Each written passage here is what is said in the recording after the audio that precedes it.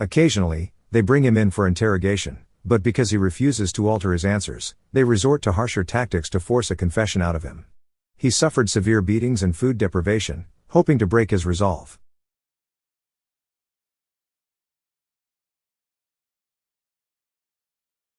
The movie begins in England in 1980 with a British officer named Eric Lomax. Eric spends the afternoon at the Veterans Club, reading a book about trains. His friend, Finley, jokingly asks if he is looking at old railway timetables again. Lomax tells Finley and the others about how he sat across a beautiful woman called Patricia Wallace on a train last Thursday. They enjoyed each other's company during the train ride until he got off at his stop.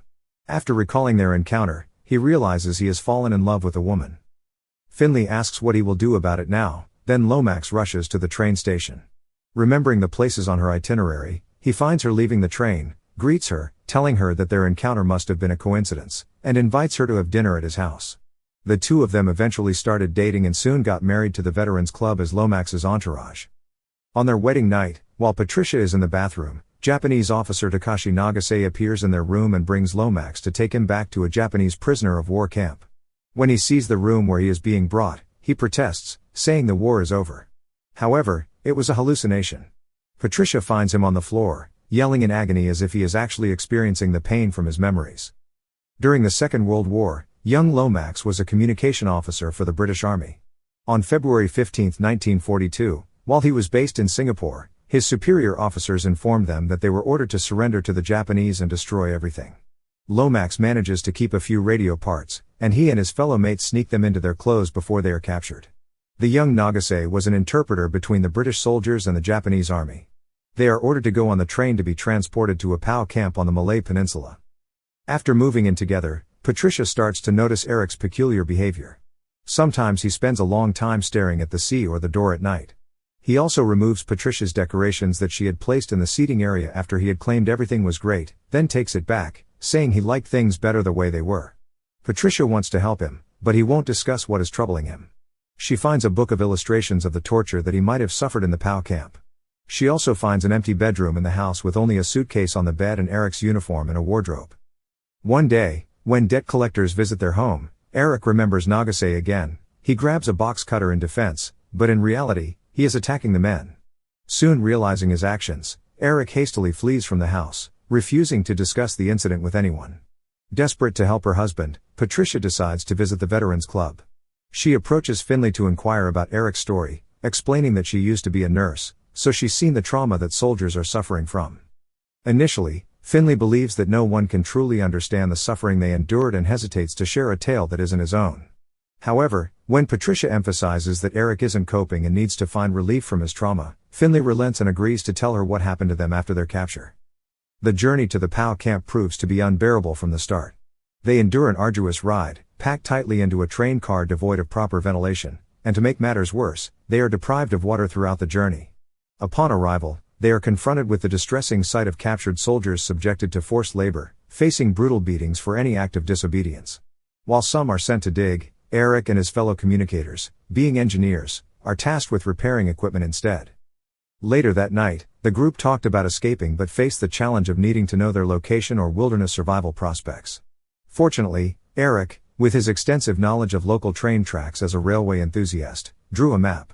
Their 4-day journey from Singapore to Bangkok made him realize that they were now tasked with constructing the Thai-Burma Railway, a project the British had deemed impossible without an entire army of slaves. Young Finley declares they are not slaves but soldiers and orders them to fix the radio. While working for the Japanese, they would secretly take small pieces and hide them in their clothes. They were missing a crucial component, a capacitor, which had been taken by a fellow British soldier working in the line. They couldn't talk to him without the guards noticing, so the engineers created noise and smoke while supposedly fixing one of the machines. With the guards distracted, Eric approaches their friend to retrieve the final piece. Later he pretends to admire the local landscape. Eric learns the river's name, adding it to his map before hiding it in a urinal pipe. While working on a truck, the engineer sees the opportunity to build a radio. By hiding in the trunk, they connect their makeshift radio to the vehicle's battery and make it functional. Although it only receives signals, they hear encouraging news. Stalingrad has been retaken by the Russians, the US Air Force has joined the fight, and Hitler is on the run. They spread the news around the camp, keeping the hope of rescue alive. One morning, Eric sees the Japanese assembling their soldiers. He attempts to retrieve his map but gets caught in the act. The soldiers gather the engineers and reveal that they have found the radio, prompting them to start beating up with Inns, one of the engineers, to make him confess. Eric steps forward, surrendering himself, and takes the blame for the entire team. He also endures a beating, resulting in both his arms broken. His fellow soldiers do their best to fix him as much as possible. However, after a week, Eric is eventually taken away. About a week later, a member of the secret police called Kempeitai, accompanied by Nagase as an interpreter, takes Eric away. They tie his wrists to a motorbike and force him to run behind them. After 2 weeks, Eric reappears, looking broken. He keeps quiet about what happened to him, never sharing the details with the others. Now that Patricia knows the story, she tries to support and console Eric during his traumatic episodes. Even when Patricia puts on some music on the radio, it triggers him, prompting him to leave the house. Later, she goes to Finley to ask for his help, but he admits there's nothing he can do more other than the meetings, which are already taking a toll on him anyway. However, he found something he made but is hesitant to share. It's a newspaper clipping that reveals Nagase's current occupation as a tourist guide at the camp where they were once prisoners. The camp has now been transformed into a museum. Finley still determines if to show it to Eric, but Patricia assures him her support regardless of Eric's decision. With the knife and newspaper clip in hand, Finley encourages Eric to confront Nagase. However, after years of longing for revenge, Eric wants to move on and focus on being a husband. Finley believes Eric needs to fulfill his role as a husband by avoiding his issues. However, when Finley presses for details while Eric is away, Eric dismisses him. Wanting someone in their group to find peace, Finley asks Eric to do it for him. The couple accompanies Finley to the station, and before he boards, Finley promises Patricia a message that Eric cannot ignore. Later, Finley heads to a bridge and takes his own life, unable to bear the weight of his trauma any longer. Patricia receives the heartbreaking news over the phone, and as soon as she mentions Finley's name, Eric deduces what happened. He questions Patricia, asking if her involvement led to this tragedy. Patricia and the other members of the Veterans Club attend the funeral, but Eric chooses not to join them. Instead, he decides to travel to Thailand to fulfill Finley's request. In Thailand, Eric discovers an older Nagase working as a guide at the very location where Eric was once held captive as a slave. He patiently waits outside until the tourists leave, then sneakily enters the premises to confront him. At first, Nagase fails to recognize him but soon realizes who Eric is. They sit down, and Eric interrogates Nagase, just like he had been interrogated in the past. When Eric was away for those 2 weeks, Nagase tells him that his friends admitted they had built the radio together.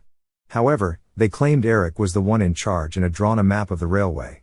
The captors wanted to know who Eric had been sharing information with, so he tried to explain that he only drew the map because he liked trains and the radio could only receive messages, not send them. But they didn't believe him and kept him locked in a small cage outside with other prisoners. Occasionally, they bring him in for interrogation, but because he refuses to alter his answers, they resort to harsher tactics to force a confession out of him. He suffered severe beatings and food deprivation, hoping to break his resolve. Meanwhile, Eric tries to make Nagase admit to being more than just an interpreter, which saves Nagase's life when the British Army comes to rescue the prisoners.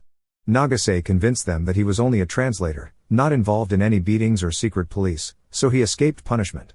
He then worked for the War Graves Commission. He traveled on trains as an interpreter, seeing many dead bodies and realizing the terrible things his country did. Now, Nagase guides tourists at the museum to speak out about the past and find peace.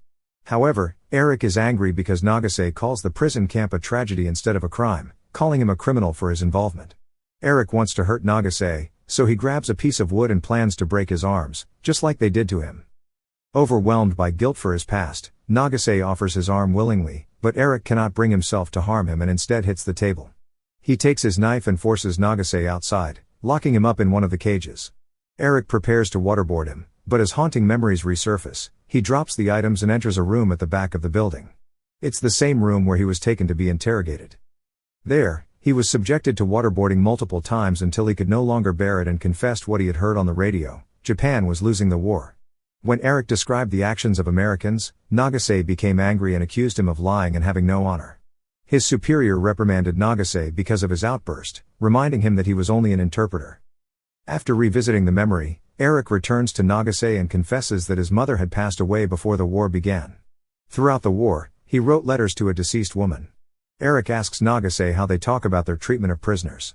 Still, Nagase admits they avoid discussing it as it brings them great shame. When Eric mentions Nagase's broken promise to die with honor, Nagase explains that back then, he believed his government's lies, there was no honor in their actions. Eric spoke the truth and held on, showing Nagase that nothing is more valuable than life.